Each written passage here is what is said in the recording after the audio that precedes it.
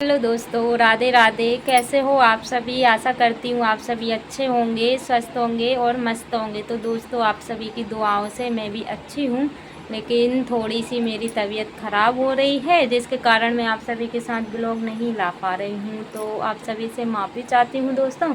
और ब्लॉग बनाने का तो मेरा बिल्कुल भी मन नहीं था, क्योंकि जैसे कि हम लोगों को कुछ दिक्कत तकलीफ़ होती है तो मन नहीं होता है कि हम लोग कुछ भी शूट करें। लेकिन ऐसे ही ऐसे ना मुझे काफ़ी समय हो गया है, और आप मेरी हालत देख ही सकते हो। अभी मैं सो कर के उठी हुई हूँ।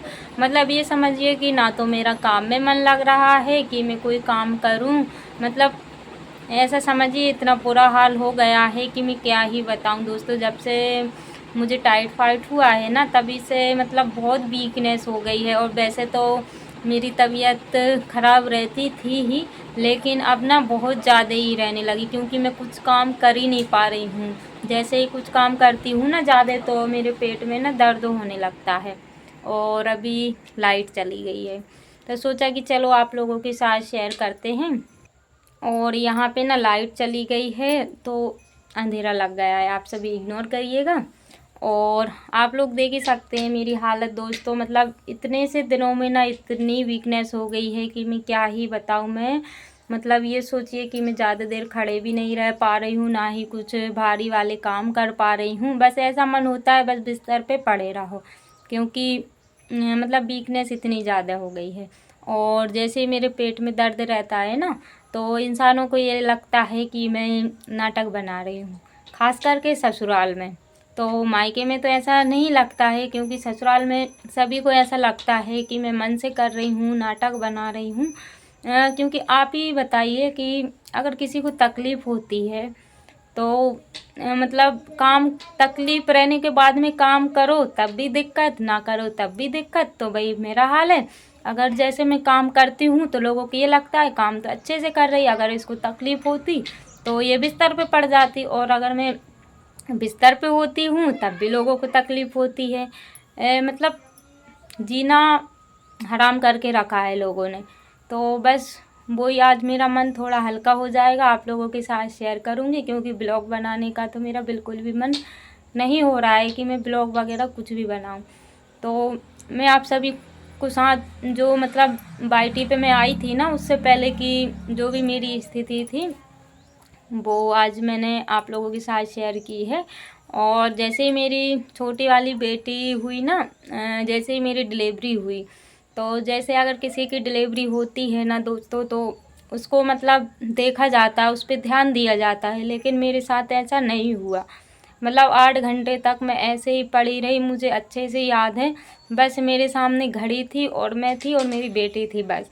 और होने पे सभी लोग थे, ऐसा नहीं है कि कोई मेरे साथ नहीं था, सभी लोग थे, पूरी फैमिली थी घर की। लेकिन जो जैसे मतलब समय दिया जाता है ना, वैसे किसी ने भी नहीं किया है, जिसके कारण ना मुझे आज इतनी ज़्यादा प्रॉब्लम हो रही है।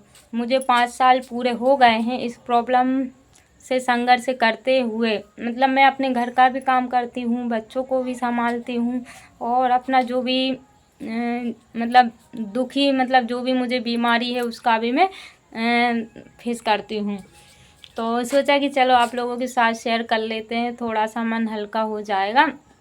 और मैं आप सभी से की रिक्वेस्ट करती हूँ, जैसे भी किसी की अगर डिलीवरी होती है तो दूसरों से मतलब दूसरों पे हम लोग भरोसा करते हैं ना, इससे अच्छा तो अपना खुद का ही कर लें तो बेटर रहेगा।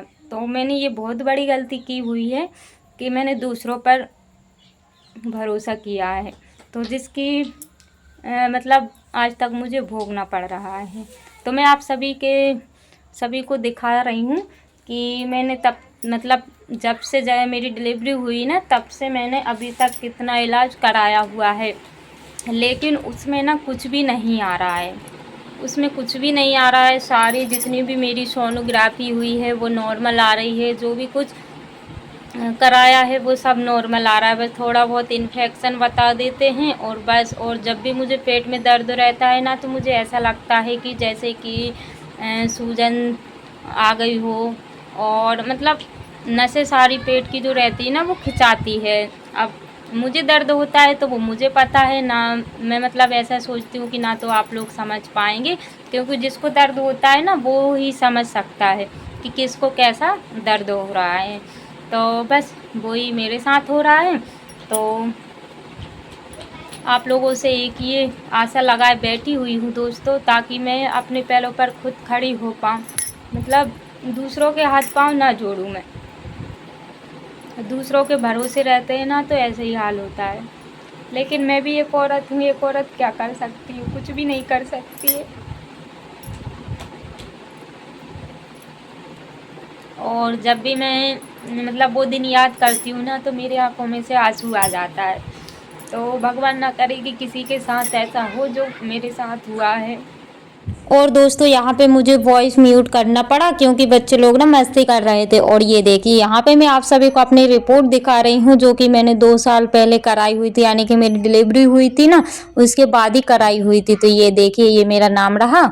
और यहाँ पे 2 तारीख और 14 महीना 2022, हाँ 25 चल रहा है, 24 और 25, हाँ 2 साल पहले की है ये।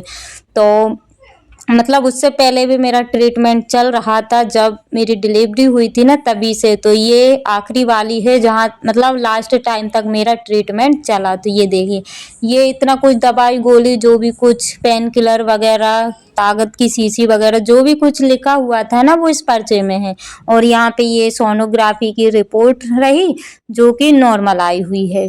तो ये देखिए दोस्तों ये लास्ट बार कराई हुई थी। और इसमें कुछ ऐसी रिपोर्ट भी है जो कि ब्लड की, और मतलब कई सारी रिपोर्ट ऐसी हैं कि जो मेरी जांचें हुई थी। तो ये देखिए सभी चीज़ें नॉर्मल आई हुई हैं, खून भी अच्छा खासा है। तो बस वही मैं आप सभी को दिखा रही हूँ कि इतना कुछ कराने के बाद भी कुछ भी नहीं निकल रहा है और मेरे पेट में ना कंटिन्यू दर्द है। और अभी तो इस समय ना मेरे साथ क्या हो रहा है कि मेरे पैरों में और हाथ में इतनी ठंडक रहती है कि मैं नीचे अपने पैर नहीं रख पा रही हूँ। और जैसे ही मैं काम वगैरह करती हूँ ना जैसे चला फ्री का, तो मेरे पेट में भी दर्द होने लगता है।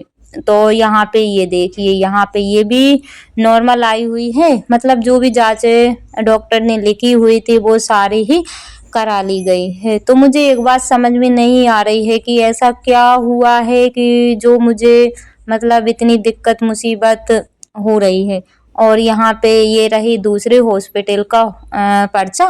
और ये सभी मैंने प्राइवेट देखा हुआ था, क्योंकि मुझे पता है गवर्नमेंट में जैसे जाते हैं ना तो टाइम भी लगता है और इतने अच्छे से नहीं हो पाता है। तो मैंने प्राइवेट ही दिखाया हुआ था। ये रही मेरी दूसरी सोनोग्राफी की रिपोर्ट जो कि नॉर्मल है, यानी कि इन्फेक्शन वगैरह तो नॉर्मल ही रहता है दोस्तों। बस सभी लोगों कुछ लोगों ने इन्फेक्शन बताया, दूसरी जगह कराया तो कहीं किडनी में इन्फेक्शन, कहीं कुछ तो कहीं कुछ। तो ये सब सुन के ना मतलब मुझे लगा ही नहीं कि जितनी बार कराऊंगी उतनी बार अलग अलग आएगा। तो बस मैंने जितनी बार कराए ना अलग अलग, मतलब जो मुझे दिक्कत तकलीफ है ना उसका तो मुझे कुछ भी समझ में नहीं आ रहा कि क्या मुझे तकलीफ है। और ऐसा नहीं है कि ट्रीटमेंट नहीं कराए, दवाई गोली मैंने रेगुलर खाई लेकिन फिर भी आराम नहीं है। और ये देखिए यहाँ पे ये है हेम्योपैथिक इलाज जो कि मैंने कराया हुआ था। तो यहाँ पे भी हेम्योपैथिक वाली जो भी दवाई गोली होती है ना जो मतलब बहुत देर बाद असर करती है, तो वो वाला इलाज है। लेकिन उसमें भी मुझे कोई फ़ायदा नहीं लगा। बस इलाज करवाती हूँ ना, जैसे दर्द की दवाई गोली खाती हूँ ना उतना ही आराम लगता है और उसके बाद फिर मुझे वही प्रॉब्लम फिर से होने लगती है। तो यहाँ पे ये रहा हेम्योपैथिक वाला। और यहाँ पे भी जो भी सोनोग्राफी कराई हुई थी वो भी नॉर्मल है। ये सब इलाज ना मेरा लेट तक चला हुआ है, यानी कि अभी तक चला हुआ है। मैं वाईटी पे आई हूँ ना उससे पहले ही मैंने ट्रीटमेंट बंद कराया हुआ है, क्योंकि कोई मतलब नहीं था इलाज करना, क्योंकि फालतू पैसा लग रहा था। और मतलब आप लोग समझ ही सकते हैं कि और उस टाइम ना कोरोना का मतलब कोरोना तो नहीं था लेकिन बाद में भी वो सब चीज़ें चल रही थी और उस टाइम बहुत महंगाई थी। और यहाँ पे ये देखिए एक सोनोग्राफी ये रही और एक रिपोर्ट ये है। तो इसमें भी नॉर्मल आया हुआ है दोस्तों, इतनी बड़ी कोई बीमारी नहीं आई हुई है कि जिसका इलाज शुरू हो।